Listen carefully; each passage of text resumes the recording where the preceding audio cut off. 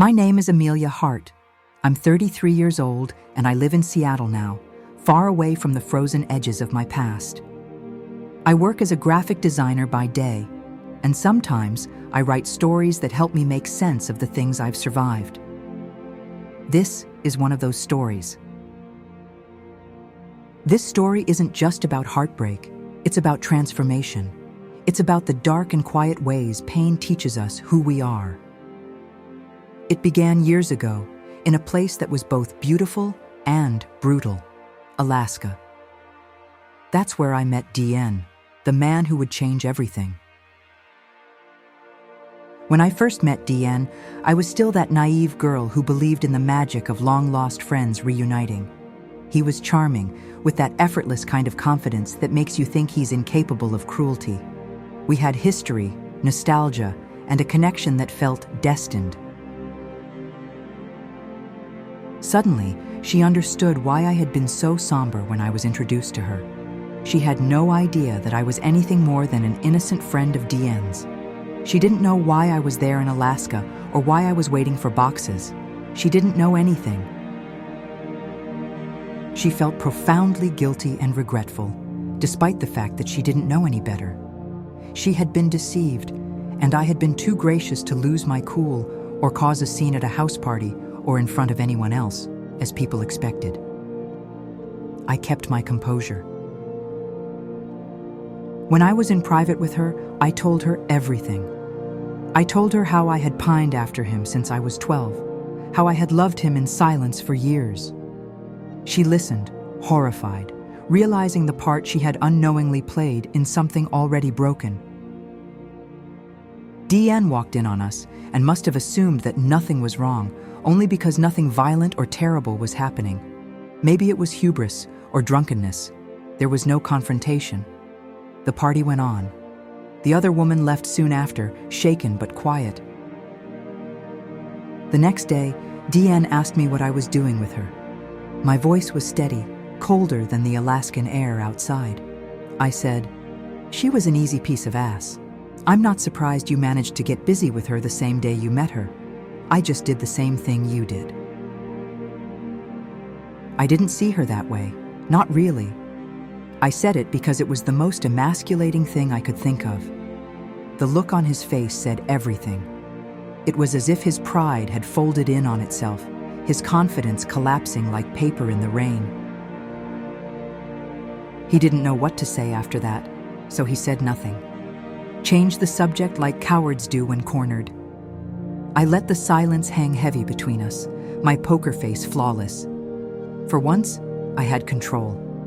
I made him feel as small as he had made me feel. Mission accomplished, or so I thought.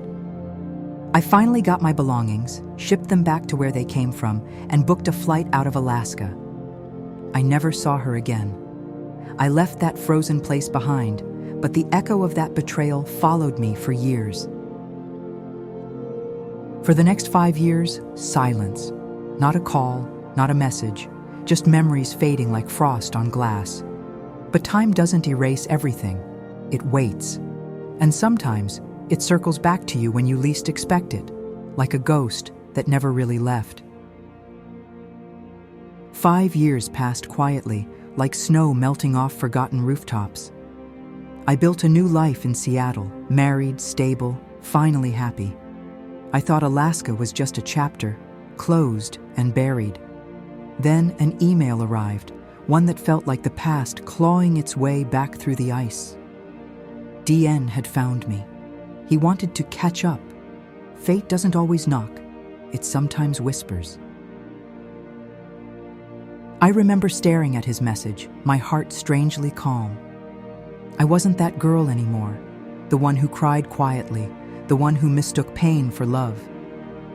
I was stronger now, pregnant again, finally walking toward a future instead of trying to survive one. So I called him, expecting closure, maybe validation. I didn't expect confession.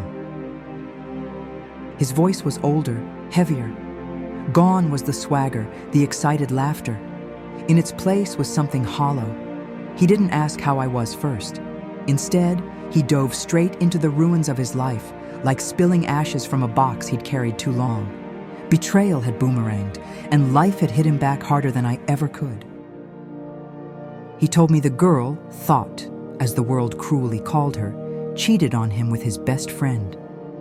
2 weeks after I left, she packed up and vanished into someone else's warmth.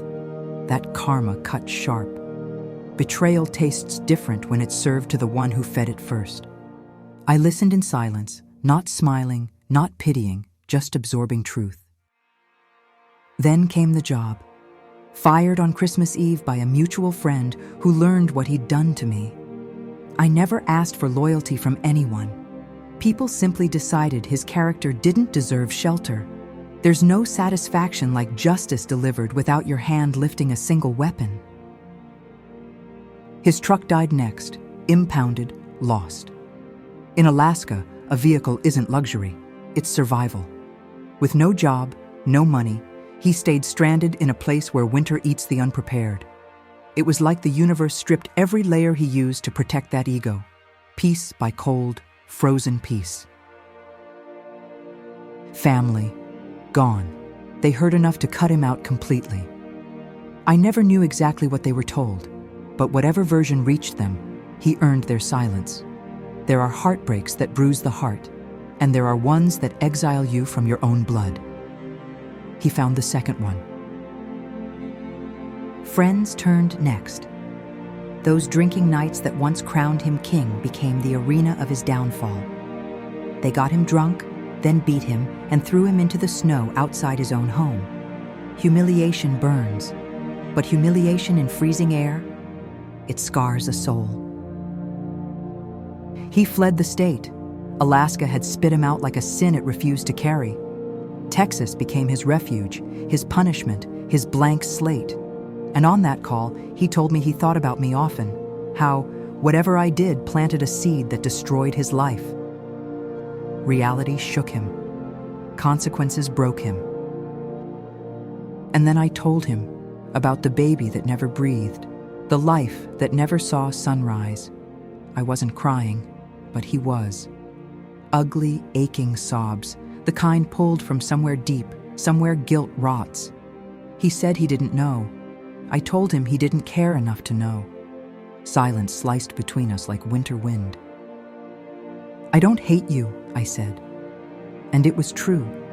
Hatred ties you to someone. I had cut the rope long ago. I had walked away, healed in places I once bled. He cried harder. I didn't soften. Mercy doesn't always sound warm. Sometimes it's just truth spoken without cruelty.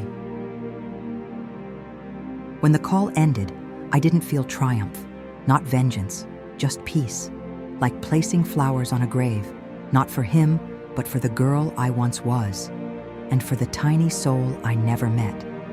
Karma wasn't my weapon, time was, and time never misses.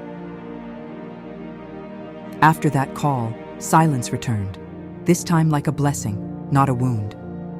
I didn't wait for another email, another apology, another ghost knocking on my future. His chapter ended with his tear-soaked breath through a phone line. Mine continued, with warmth, with life, with a child who would never know pain the way I once did. Healing isn't loud. It doesn't announce itself like heartbreak does. It slips in quietly, through a warm cup of coffee, a morning where you don't cry, a day you laugh without remembering sorrow. I learned that peace isn't a reward, it's a decision, and I chose it again and again until it stayed. I built a life where love wasn't a battlefield, but a shelter. My husband never had to prove loyalty. He simply lived it. Gentle hands, steady voice, presence instead of promises. With him, silence wasn't a crack in the foundation. It was comfort, a language of trust. Some nights, I'd think of Alaska, snow stretching like silence across forgotten roads, my younger self wandering through hope and heartbreak. I didn't resent her. She was brave enough to love, foolish enough to hurt, strong enough to survive. She walked through winter so I could stand in spring. People talk about karma like it's punishment. But sometimes karma is clarity. Sometimes it doesn't tear someone down. It reveals who they always were. And sometimes it doesn't destroy. It protects. It pushed me out of a future that would have suffocated me slowly. It saved me by breaking me first. I used to believe justice meant watching someone suffer. But real justice is walking away without needing to see the end. It's waking up in a life that no longer hurts. It's being able to look at the world and feel steady, unshaken. Because peace is the sharpest revenge. One day, holding my newborn in my arms, I whispered to the world that I forgave it. Not because it asked, but because forgiveness freed me. My child deserved a mother unburdened, and I deserved a life where love didn't live in memory. It breathed in front of me, tiny fingers curled around mine. Diane's tears didn't heal me. They weren't supposed to. They were confirmation, proof the universe had already answered in ways I never could. Pain returned to its maker. Peace returned to me. Everything found its rightful owner. If I ever saw him again, I wouldn't flinch. Not from anger, not from love. There is nothing left to take back or give. He's simply a story I outgrew, a storm I survived, a mirror I stopped seeking my reflection in. Winter taught me how to bloom without apology. I don't wish him suffering anymore. I hope he learned. I hope he grew. Breaking someone doesn't make you stronger. Healing does, leaving does, rising does. And I rose. Not as the girl who begged to be chosen, but as the woman who learned she never needed to be. This story isn't about revenge. It's about returning to myself, to worth, to life untouched by betrayal. My scars don't ache anymore. They shine. They remind me I walked through fire and didn't burn. I transformed. If anyone hears this and sees their own pain in mine, trust the leaving, trust the quiet, trust the rebirth. Sometimes the universe removes people so you can breathe again. Sometimes heartbreak isn't ending. It's resurrection. I am living proof, and I am whole.